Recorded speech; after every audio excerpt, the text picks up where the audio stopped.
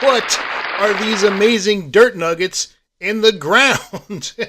What are my bees up to? And the real question is, what am I going to do with all these jars of tomatoes on this episode of What the Homestead?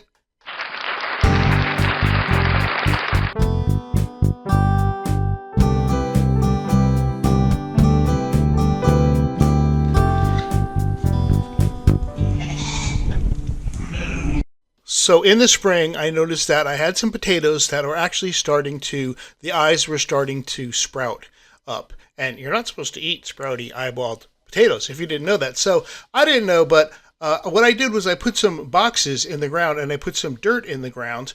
And I took those potatoes that little eyeballs were starting to spud up and I stuck them in the boxes in the dirt in the ground.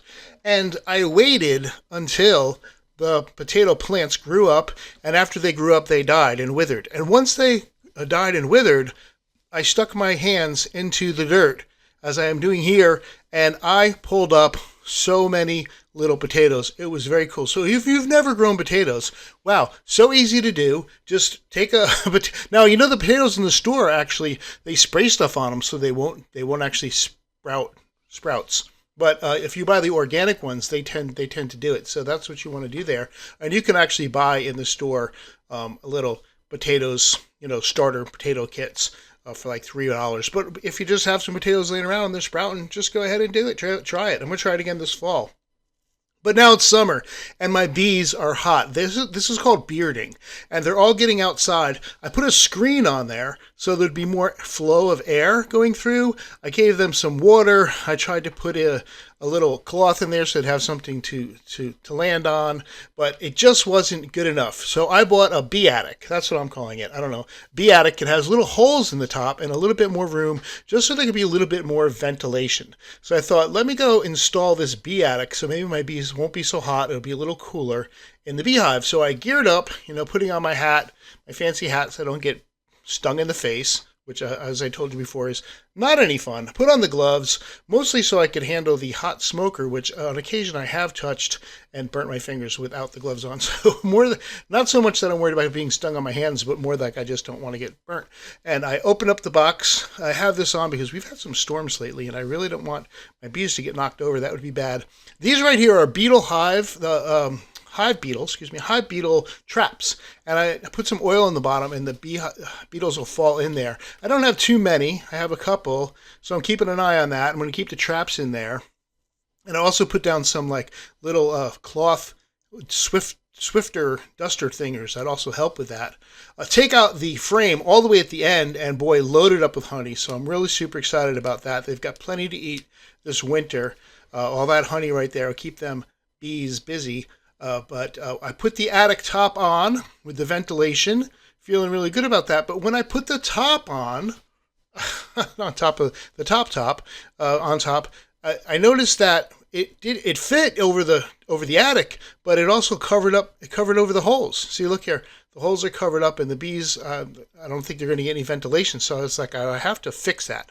So I went back to drawing board and I got some little 2x4, well, I guess they're 2x1s, pieces of 2x1s, maybe about 3 inches tall. Here I'm wiping off the bees because I put the boards on top and sometimes I smush the bees and it really bothers me. So I'm trying to get the bees off so when I put the top down I don't smush any. It's very tricky because they move even there. So I have these little 2x1 pieces here about 3 inches high, and I'm going to put them in the corner, and then I'm going to put the top back on. And the idea is that the holes will still be exposed. So let's see if it works. I think it looks like it works pretty good. I'm actually fairly happy with that. So hopefully my bees won't beard so much and they'll be happy and get through the summer. I'll take that off when fall comes and it starts to get chillier at night. Meanwhile, tomatoes did great this summer. I planted them super early. Some people picked on me and said, you can't plant them in March, but I did plant my tomatoes in March, and I have reaped the harvest. And it's only very recently that I pulled my tomatoes because they started to get tomato worms, and they were really at the end of the point where they were going to produce any more tomatoes, but I sure did get a lot. I actually got 4 jars for this video, and actually another 4 jars before that. So we had a total of about 8 jars of tomatoes. Now I put them in the jars. I'll show you the jars here. I put them in just mason jars and put them in the fridge, and they last in there for a long time, much longer if you just had them out or in a bag or anything like that. So this way they'd be ready for when we wanted to eat them, or in this case, we're making some tomato sauce.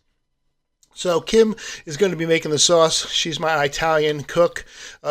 And she's putting the tomatoes into a blender, and she will smush them all up into the blending. I'll show you the whole process here. It's kind of interesting. She takes some ground beef, and she fries that up with some onions and some peppers, also from the garden, the peppers from the garden, pours the puree into the crock pot, along with our onion and pepper sauteed mixture, probably some olive oil in there, just when you're sauteing it, so that probably adds to it. Some fresh herbs, also from the garden. Got some basil, salt and pepper and oregano, those type of things. And then the ground beef goes into there, and that kind of gets stirred together, and we set it into the crock pot and let that sit. And actually, for overnight, pretty much put that on. It's on low right now, and that'll probably just sit there all night. The next day, let it cool off, and we're going to jar it. So kind of just pouring it into the jars. This stuff is so fantastic, and there's so much because we had all these tomatoes that we canned it, just kind of putting them in, a jarring process, but the canning process, you boil the jars 10 minutes under water, and then you can just stick the jars on the shelf, and we're going to have tomato paste for at least the next 2 weeks because we eat a lot of pasta, which we make our own pasta too. Next video on What the Homestead.